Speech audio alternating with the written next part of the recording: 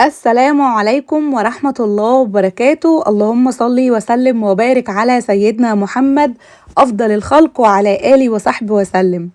النهاردة بقى إن شاء الله جايلكم بيوم جديد وفيديو جديد.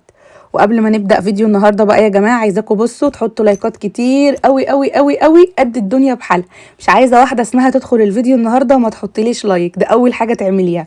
تاني حاجة بقى عايزاكم تدعولي كده من قلبكم، بالله عليكم ادعولي ادعولي ادعولي، عشان أنا بجد محتاجة دعواتكم. عارفة انكم مش مقصرين معايا وكلكم طبعا قايمين بالواجب وبتدعولي، بس برضو بوصيكوا عليا زيادة، ادعولي اكتر يا جماعة. علشان كده والله العظيم دعواتكم الحلوة دي هي اللي انا ماشية بيها اصلا، بتدوني كده طاقة وفي نفس الوقت بتقووني وبتشجعوني. كلامكم ده هو اللي بجد بيقويني والله العظيم. ما تحرمش منكم ابدا ابدا ابدا يا اجمل اخوات في الدنيا. عايزه اقول لكم بقى النهارده ان شاء الله باذن الله هتكون اخر زياره ليا عند الدكتوره قبل الولاده. خلاص بقى هانت يا جماعه، هانت. فات الكتير ما عادش غير القليل، خلاص بقى ما عادش غير القليل. بصوا ما عادش وقت اساسا خالص خالص خالص. فالنهارده بقى ان شاء الله هروح عند الدكتوره بس بعد ما اخلص كل اللي ورايا في اليوم. علشان عايزه اقول لكم من اول ما بدات كده الشهر التاسع وانا كل يعني تقريبا 5 6 ايام بروح، عشان كان في عندي شويه حاجات كده مش متظبطه. فالدكتوره طبعا بتظبط لي كل الامور بتاعتي قبل الولاده، فادعوا لي كده ان شاء الله باذن الله ان انا اسمع اخبار حلوه النهارده، وان ان شاء الله باذن الله اقوم بالسلامه كده ان شاء الله. اول حاجه بقى زي ما انتم شايفين، عايزه اقول لكم اشتريت 5 كيلو بسله. شاريه الكيلو اللهم صل على النبي ب20 جنيه. تمام. البسله من انواع الخضار اللي هو يعني لما بتطبخ وكده من اكتر انواع الطبيخ اللي احنا بنحبها. فكل موسم بعمل بقى حسابي ان انا اشتري مثلا 5 كيلو 7 كيلو 10 كيلو على حسب يعني المقدرة اللي معايا، وفي نفس الوقت على حسب احتياجي يعني. فبروح جايباها بقى ومفرزاها بتكفيني بقى من السنة للسنة. عايزة اقول لكم ان انا هفتح لكم دلوقتي الفريزر واوريكم اللي انا كنت مفرزة منها السنة اللي فاتت، لسه عندي منها اساسا، وهتشوفوا النتيجة بتاعتها عاملة ازاي. اول حاجه بعملها في البسله طبعا ان انا يعني بعد ما فصصتها زي ما شفتوا كنت مقطعه الجزر لوحده والبسله مفصصاها لوحدها. في ناس بتشيل الجزر لوحده في كيس والبسله لوحدها في كيس. تمام عادي زي ما انت متعوده، عادي برضو مش مشكله. انا كنت ساعات بعمل كده، يعني ساعات اجيب بسله ومفيش جزر فكنت اضطر ان انا خلاص هحتفظ بالبسله احطها في الفريزر لحد ما اجيب جزر، مش مشكله عادي. فطالما انا كان عندي الاتنين بروح مقلباهم على بعض وحطاهم في الكيس. بس اول حاجة لازم نخلي بالنا من شوية حاجات كده يعني واحنا بنفرزها عشان تفضل محتفظة بلونها، تفضل خضرة لاخر كيس وتعيش معانا من غير ما تغير لون او طعم او الحاجات اللي بنسمع عنها او تسود ولا الكلام ده كله. اول حاجة انا غسلتها اول شطفة كده في الطبق الغويط عشان لو فيها حاجات من اللي هي بتبقى تعوم على الوش دي تنزل. بعد كده حطيتهم في مصفى زي ما انتم شايفين وعمالة بغسل بقى فيهم وبشطف فيهم كويس قوي قوي قوي. تمام. وبعد كده هجيب بقى فوطه تكون نظيفه كده هفرشها على الرخامه واروح منزله عليهم البسله اللي طبعا عليها الجزر، واروح مفرضاهم بقى بعيد عن بعض عشان يتصفوا او بمعنى اصح ينشفوا تماما. اهم حاجه يا جماعه البسله ما تتشالش وهي مبلوله. يعني اوعي مثلا تغسليها وتروحي جايبه الكيس وتبقي عايزه تخلصي نفسك سريع سريع وتروحي حطاها في الكيس على طول وهي مبلوله. عايزه اقول لك اسبوع واحد بس هتيجي تبصي تلاقيها اسودت ودبلت، ويعني مش هتعيش معاكي خالص وهتغير طعم وتعمل ريحه ومش هتبقى حلوه. فلازم تبقى ناشفه تماما ما فيهاش اي ميه. تمام كده.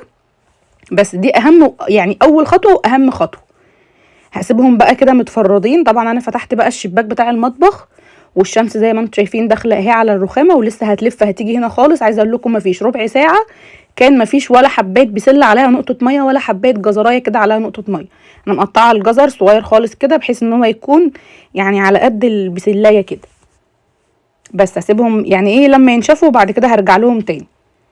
هنا بقى دلوقتي عايزه احضر الغدا قبل ما امشي، عايزه اتغدى واغدي مالك وساجد، وفي نفس الوقت عارفه ان انا هروح فهيبقى يعني هيحصل تاخير، فعايزه اجي ابقى مخلصه كل اللي ورايا. فقلت بالمره ايه اطلع كده حته لحمه، بس طبعا قسمتها نصين عشان هتبقى كتير علينا فمش هعملها كلها مره واحده.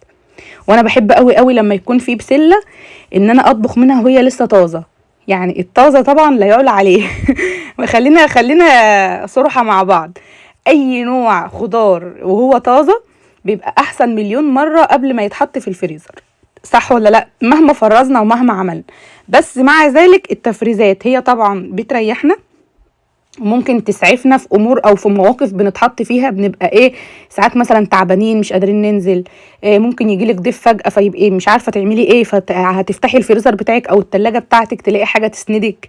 فلا يعني بصراحة التفريزات حلوة، بتريح وبتسند، يعني نتحط في موقف ممكن هي اللي تسندنا ونعتمد عليها يعني وكده. المهم طلعت بقى الكيس بتاع اللحمة ده وقسمته كده نصين زي ما شفتوا. النص اللي انا هطبخه هقطعه مكعبات، يعني حجمها يبقى وسط مش كبيره قوي. هعمل بقى بسله باللحمه بما ان البسله لسه طازه. النص التاني زي ما انتم شايفين اهو حطيته في كيس ورحت جايه مقفله عليه، وهاخده هدخله بقى الفريزر يكفيني مره تانية، عشان طبعا ما اعملش كميه يعني تبقى كتير علينا وكده. هنا بقى جيت على البوتاجاز، عايزه اقول لكم طلعت كمان دي ليا ضاني كانت عندي برضو في الفريزر. طلعت الكيس كده وخدت منه حته ورحت مقطعاهم برضو مكعبات صغيره. عايزه اقول لكم بقى بتدي طعم للطبيخ ما اقولكوش رهيب رهيب رهيب. انا ما ضفتش اصلا ولا سمنه ولا زيت في الحله، انا سبت الحله لما تسخن بس ورحت جايه منزله عليها قطع اللي هي بقى من السخونيه بتاعه الحله، في حتت هتسيح منها كده وتدوب خالص، وفي حتت هتفضل مكعبات كده مستويه كده ومتحمره، وتبقى تدي طعم بقى ولذيذه للاكل. ما اقولكوش بتبقى رهيبه رهيبه رهيبه. بعد كده نزلت اللحمه اللي انا مقطعاها مكعبات متوسطه، وطبعا هفضل بقى اشوح فيها كده شويه. طبعا انا اول حاجه هولع على اللحمه بحيث ان هي طبعا يعني هتغيب شويه في التسويه، هتاخد وقت، فقلت اولع عليها الاول. وهزود بس كده رشه فلفل اسود، عندي فلفل اسود حصى بس بما ان اللحمه هتتحط جوه البسله فمش عايزه اضيف حاجات كتير كده تكون صحيحه. حتى اللي انا بنزله دلوقتي ده حبهان مطحون بدل ما احط في صوص الحبهان. انتوا عارفين بقى الحبهان لو جه في بق واحد وهو بياكل بيبقى يعني حالتنا بتبقى حاله ساعتها، بيبقى طعمه مش حلو خالص خالص في البق. فحطيت رشه حبهان مطحون صغيره خالص، يعني اقل من ربع معلقه. والكيس اللي كان معايا ده بهارات لحمه برضو حطيت كده تقريبا نص معلقه ولا حاجه. فمش هضيف يعني اي حاجه، انا بس زودت ورق لورا. هغطي بقى عليها وهسيبها تتشوح شويه. هنا بقى بعد مرور كده تقريبا ربع ساعه، يعني لما ولعت على اللحمه ورحت قعدت يعني ارتحت شويه، كانت نشفت خالص. بصوا بوريكم ايدي ان انا بقلب فيها، وبوريكم ايدي حتى ما اتبلتش، ده معناه ان هي خلاص نشفت، ما عادش فيها ميه خالص خالص خالص. اوعي تستعجلي عليها. تمام.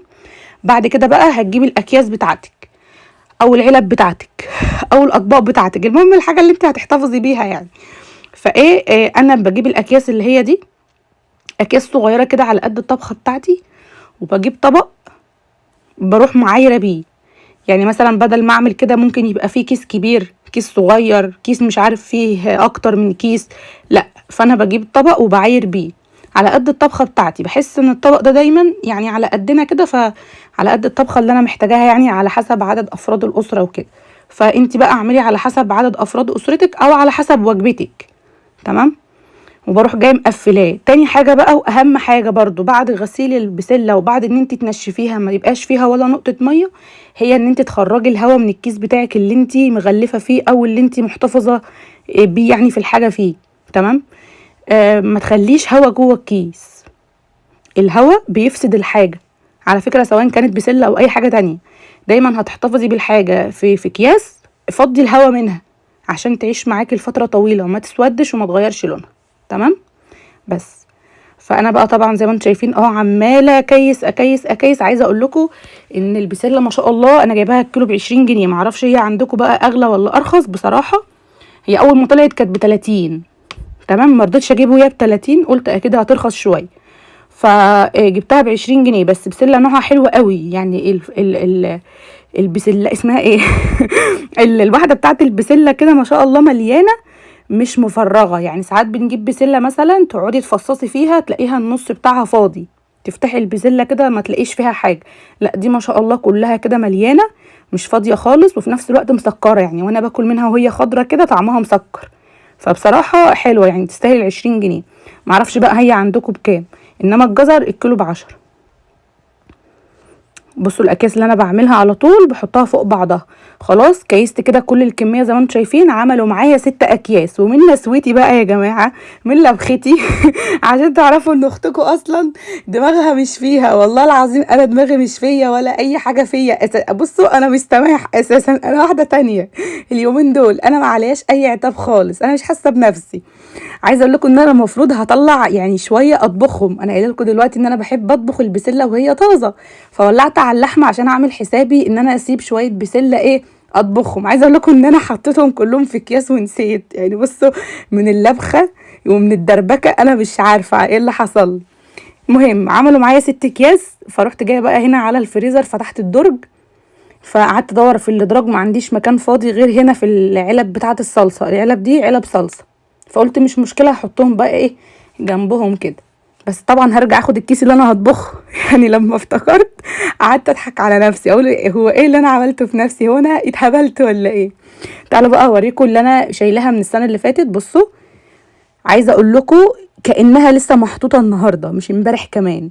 بس هي بقى ما كنتش شايله معاها جزر، كنت شايلها بسله كده لوحدها، لان وقتها ما كانش فيه جزر عندي، فقلت مش مشكله احتفظ بيها من غير جزر عادي. ولما كنت بحتاج اطلع كنت بجيب بقى جزر واقطع عليها على طول. لسه عندي 4 اكياس من السنه اللي فاتت، فعشان كده اشتريت السنه دي 5 كيلو بس.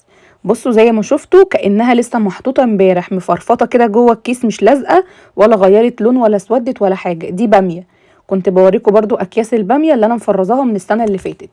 تعالوا بقى دلوقتي نرجع للحمه بتاعتنا. عايزه اقول لكم انا مهديه عليها النار خالص خالص خالص، وما زودتلهاش ولا نقطه ميه، سايباها كده بتعامل معاها معامله كباب الحله. عشان اللحمه يعني لما بنتعامل معاها كده معامله كباب الحله اللي هي بتستوي عن طريق التشويح، بتبقى نتيجتها في الطبخ احلى. بصوا اللون يا جماعه، اللون الكهرمان ده بقى اصلا يعني بيدي للاكله، سواء كنتي هتدخليها مثلا طاجن في الفرن او هتطبخيها على البوتاجاز، لو هتحطيها مثلا في اي صواني في اي حاجه، التشويح او التحمير للحمه بيدي للاكله طعم حلو. بصراحه انا مش هدخلها النهارده طاجن ولا حاجه، انا زي ما انتم شايفين بعملها في حله على البوتاجاز. بعد ما اللحمه بقى اتشوحت، وعايزه اقول لكم هنا بقت خلاص 3/4 سوا، يعني اللي هي لسه لها ربع اخير. هخلي بقى الربع الاخير ده تكمله جوه البسله. تمام. جبت بقى بصلايه كده حجمها حلو وسط، ورحت جايه مقطعاها زي ما انتم شايفين على ايدي تقطيع كده رفيع خالص خالص، وهشوح بقى البصلايه مع اللحمه. عايزه اقول لكم يا جماعه كيلو البصل عندنا وصل 40 جنيه. يعني ده انا لسه عارفه الخبر ده من يومين، البصل بقى ب40 جنيه. البصل اللي كان ال5 كيلو ب10، كان الكيلو ب2 جنيه. فمش عارفه يعني مش عارفه ايه اللي حصل للبصل بصراحه. بقى متدلع على الاخر يعني. والمشكله ان جايه في حاجه مفيش اكله اسمها ما مش بتحط فيها بصل. يعني لو جايه في اكله، لو جايه في حاجه مش بنستخدمها دايما هنستغنى عنها هنقول عادي، انما بصل داخل في كل الاكل بصراحه. طبعا هنا كنت بوريكم بقى الكيس اللي انا طلعته تاني بعد ما دخلته الفريزر، وعماله اضحك على نفسي واقول الناس هتضحك عليا. الناس هتضحك عليا. فشوحت بقى البسله مع البصله مع اللحمه كله كده مع بعضه، خد كده من بعضه يعني. وضربت كده شويه طماطم، يعني مش كتير، يا دوب بس على قد برضو شويه البسله اللي انا عاملاهم، ضربتهم في الخلاط. وبروح منزله بقى الطماطم على البسله زي ما انتم شايفين. ما بحطش طماطم وهي متسبكه، لا بحطها وهي عصير كده، وبسيبها بقى تتسبك وتعيش حياتها جوه اللحمه بقى مع البسله مع الطماطم، بيبقى نتيجتها افضل. انا دي طريقتي في عمل البسله سواء كانت بلحمه او لا. بشوح الاول البسله مع البصله، واروح بقى احط عليها الطماطم واسيبها تتسبك. هنا بقى انا بزود ملح وفلفل اسود، وبحب احط طبعا مع البسله معلقه سكر كده عشان الحموضه، وفي نفس الوقت بتدي طعم برضو حلو، البسله تبقى مسكره كده وحلو. هغطي بقى عليها واسيبها تكمل سواها وتعيش بقى حياتها. وكده ده الغدا بتاعنا. على فكره عملت برضو شويه رز، بس عملت رز ابيض، بحب مع البسله الرز الابيض، ما بحبش الرز بشعريه مع البسله خالص، مش عارفه ليه. خلصت بقى الغدا والحمد لله. تعالوا بقى دلوقتي نعمل حاجه حلوه.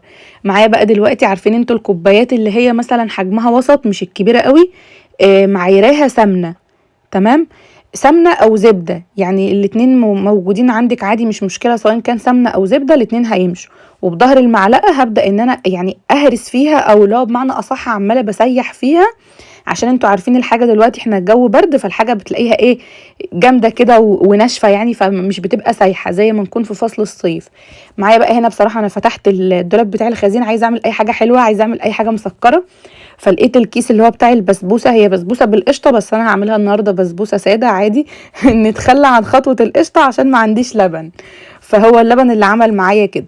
لو كان عندي لبن كنت ضربت الكيس بتاع القشطه دوت وزينتها قشطه يعني وكده، بس ما عنديش لبن، فعادي يعني نمشي الدنيا بالحاجه اللي موجوده عندنا يا جماعه، احنا يعني خلاص هنوقف الدنيا على شويه اللبن. المهم نزلت بقى الكيس اللي هو الدقيق بتاع السميد، وهبدا ان انا اقلب، بس حسيت ان المعلقه مش قايمه معايا بالواجب بصراحه، قلت لا المعلقه دي ما تاكلش عيش. فرحت جايه ايه ركنه المعلقه على جنب، وقلت هبدا ابس البسبوسه بايدي. اهم حاجه في البسبوسه ان هي تتبس كويس، عشان كده هي اسمها بسبوسه، بسبوسه عشان بتتبس. فالمهم بايدي بقى وقعدت ابس فيها كده، اللي هو بمعنى اصح بدخل الحبيبات بتاعه الدقيق بتاع السميد جوه السمنه، يعني بخليهم كده يختلطوا مع بعض، تبقى عامله زي حبيبات الرمل المبلوله كده شويه. بعد انا رحت اغسل ايدي على فكره عشان بس اجي اكمل بقيه اللي بعمله معاكم. هنزل بقى عليها دلوقتي علبتين زبادي، بس يعني العلبه التانية ما نزلتهاش كلها عشان دي مقدار اصلا 400 جرام، يعني اقل من نص كيلو. فخدت بس كده معلقه واحده، انا عايزه تقريبا 100 جرام زبادي، فهي العبوه دي اصلا 70 جرام، فلو انا زودتهم الاتنين هيبقوا 140 جرام، فلا انا عايزه 100 جرام بس. فخدت مع اسمها ايه علبه كامله ومعلقه بس من العلبه التانية. وبرده زي ما شفتوا قعدت ابس فيها، وبرده المعلقه ما قامتش معايا بالواجب فعملت بايدي. هنا بقى جبت الصينيه، والصينيه دي مقاس 26، وهبدا ان انا ادهنها بسمنه كويس قوي قوي. اهم حاجه ما تبخليش على البسبوسه بدهنه الصينيه سمنه، يعني عايزه اقول لكم اهم حاجه ان هي تدهن سمنه كويس، ما تقولوش السمنه كتير. البسبوسه اللي معروف عنها ان هي بتحب اصلا السمنه كتير، فلازم تكوني دهنها كده سمنه كتير. بعد ما بسيت بقى البسبوسه كويس قوي، خليتها بقت يعني مختلطه كده بالزبادي بالسمنه كلها حاجه واحده، نزلتها زي ما انتم شايفين جوه الصينيه. وهبدا بقى بظهر المعلقه كده ايه آه اسويها، خليها كلها نفس الارتفاع، ما تبقاش حته عاليه وحته واطيه، عشان التسويه بتاعتها تبقى واحده، وفي نفس الوقت النتيجه بتاعتها تبقى حلوه، ولما نيجي نسقيها بالشربات تتسقي معانا بشكل كويس. بصوا خلاص كده سويتها اهي بظهر المعلقه زي ما انا بعمل، وعماله بلف في الصينيه، وهي بقى ايه بتروح وتيجي وتميل كده مع ظهر المعلقه، لو حته عاليه بتنزل مع الواطي وبتتظبط يعني مع نفسها. بس كده هدخلها بقى الفرن على طول، طبعا الفرن يكون شغال من تحت بس لحد ما تحسي ان الحواف كده اتحمرت، تروحي مشغله الشوايه من فوق لحد ما تاخد اللون الذهبي الجميل اللي انتوا شايفينه دوت. عايزه اقول لكم بالظبط هم 12 دقيقه. وطبعا البسبوسه اول ما بتطلع من الفرن وهي سخنه بتتسقي الشربات وهو سخن. انا عملت شويه شربات صغيرين على قد الصينيه، بما انها برضو صينيه صغنونه يعني. عملت كوبايه ونص من السكر، عليهم كوبايه ونص من الميه، عليهم نص عصره ليمونه، وخليتهم يغلوا لمده 5 دقايق، وبعد ما طفيت النار حطيت عليهم رشه فانيليا. طبعا عايزه اقول لكم بسم الله ما شاء الله البسبوسه ناجحه 100%. تعرفوا منين ان هي ناجحه 100%؟ وانتي بتسقيها كده الشربات هتلاقيها عماله كل ما انتي تسقيها هي بتشرب. وعايزه اقول لكم كانت محتاجه كمان والله العظيم، يعني لو كنت اديت لها كمان شربات ما كانتش هتقول لا. دي معناها كده ان هي بقت ناجحه، مش الشربات بتاعها بيعوم على الوش ويقف كده وان هي ما تشربهوش. طبعا غطيت عليها شويه عشان تبقى طريه ما تبقاش ناشفه، وتبرد كده مع نفسها لحد ما نتغدى. هوريكم دلوقتي النتيجه بتاعتها عامله ازاي. هنا بقى دلوقتي بصوا يا جماعه حله البسله باللحمه، يعني عايزه اقول لكم عايزه تبقى لوحه كده فنيه من جمالها وجمال شكلها ولا جمال طعمها بقى، ما اقولكوش فظيعه فظيعه فظيعه. طبعا زي ما قلت لكم اللحمه كانت مستويه اصلا قبل ما اضيف البسله 3/4 سوا، وسبت الربع الاخير عشان تكمل السوا بقى مع البسله. بس عايزه اقول لكم اللي هي الضاني اللي انا حطاها عملت بقى سمانه كده، والمكعبات اللي هي بتبقى بتاعه اللي انا بقول لكم عليها دي مخليه طعم البسله في حته تانية، وحياه ربنا جميله قوي قوي، عجبت ابو مالك وعجبت مالك وساجد جدا. فبجد ابقوا جربوها، يعني لو انتوا مثلا هتجيبوا لحمه من عند الجزار خليه يحط لك كده حته ليا، يبقى استخدميها في الحاجات اللي زي دي، بتدي الاكل طعم حلو قوي. فالبسله بقى هنا ما شاء الله خلاص استوت، وطبعا يعني انا بغرف اصلا لسه بتغلي اهي، يا دوب اول ما الاكل يعني استوى على طول هنغرف ونتغدى، عشان كنت الحق ان انا اروح بقى عند الدكتوره عشان معادي هناك كان الساعه 5، فكنت همشي بقى انا الساعه 4 لحد ما ان شاء الله نوصل يعني، فكنت بعمل حساب الطريق. وطبعا هنا بقى قدمت الرز الابيض ومعاها كده شويه جرجير اخضر يفتح النفس، ومفيش حوادق بقى عشان الدكتوره منعاني من الحوادق، فبما اني ما باكلش حوادق البيت كله مش هياكل حوادق، عشان لو ابو مالك كل حادق انا هضطر اصلا اكل معاه، مش هقدر احوش نفسي. فلا مش هاكل، يبقى مش هجيبه بيتي اصلا، عشان لو هو قدامي مش هحوش نفسي وهاكل منه غصب عني. عايزه اقول لكم بقى البسله طعمها حلو قوي، واللحمه ما شاء الله عليها مستويه وطريه، وبصوا زي الموميا كده اهي. كله كده يا جماعه مية مية، كله زي الفل. بس كده هنتغدى، وبعد ما نتغدى بقى على طول هوريكم البسبوسه بتاعتنا، اوعوا تنسوا البسبوسه. تعالوا بقى دلوقتي نشوف البسبوسه ايه نظامها ايه. طبعا بعد ما غطيت عليها، انا بغطي عليها عشان تفضل طريه، عشان ناس كتير قوي بتشتكي من البسبوسه لما بنيجي نعملها بتبقى ناشفه، او ان احنا مثلا لما بنيجي نسقيها الشربات ما بتشربش الشربات كويس وتلاقي الشربات عايم على الوش، ده معناه ان البسبوسه بتاعتك فيها حاجه غلط مش ناجحه. تمام، فانا بغطي عليها عشان تبقى طريه وحلوه، ما تبقاش ناشفه وتبقى مرمله كده وحلو. طبعا قطعيها بقى التقطيعه اللي انت عايزاها، مثلثات، مربعات، سمبوكسات، اللي انت عايزاه. انا بقطعها كده مثلثات لان هي اصلا صغيره، فالواحد فينا بياخد المثلث على طول ما شاء الله يعني بيتاكل. فبلف بقى على الحواف كده بحيث ان هي ما تبقاش لازقه، واول ما اجي اشيلها مثلا تترفع معايا يعني على طول. ما شاء الله بقى عايزه اقول لكم يا جماعه مرمله قوي وطريه وشاربه كده، الشربات بتاعها تحس ان هي ايه معسله كده، اللي هو مش مثلا الشربات بتاعها ساعات بتبقى الشربات بتاعها قليل قوي لدرجه ان انت تيجي تاكليها تلاقيها ناشفه، لا ما شاء الله حلوه قوي قوي زي بتاعه الحلواني. يعني كنت عايزه اعمل اي حاجه مسكره وخلاص، اي حاجه حلوه يعني للولاد وكده، فالحمد لله انا لقيت عندي الكيس ده فرحت جايه عاملاه على طول. بصوا بقى يا جماعه شكلها عامل ازاي، واخده لون من تحت ومن فوق ذهبي ومرمله بقى وطريه وجميله قوي قوي قوي. لازم ان شاء الله باذن الله تجربوها. بس كده وكده بقى يا جماعه يكون خلص الفيديو بتاعي النهارده، يا رب يكون عجبكم وتكونوا استفدتوا بيه، وما تنسونيش بقى بدعوه حلوه من قلبكم بالله عليكم، واشوفكم ان شاء الله على خير بكره. مع السلامه.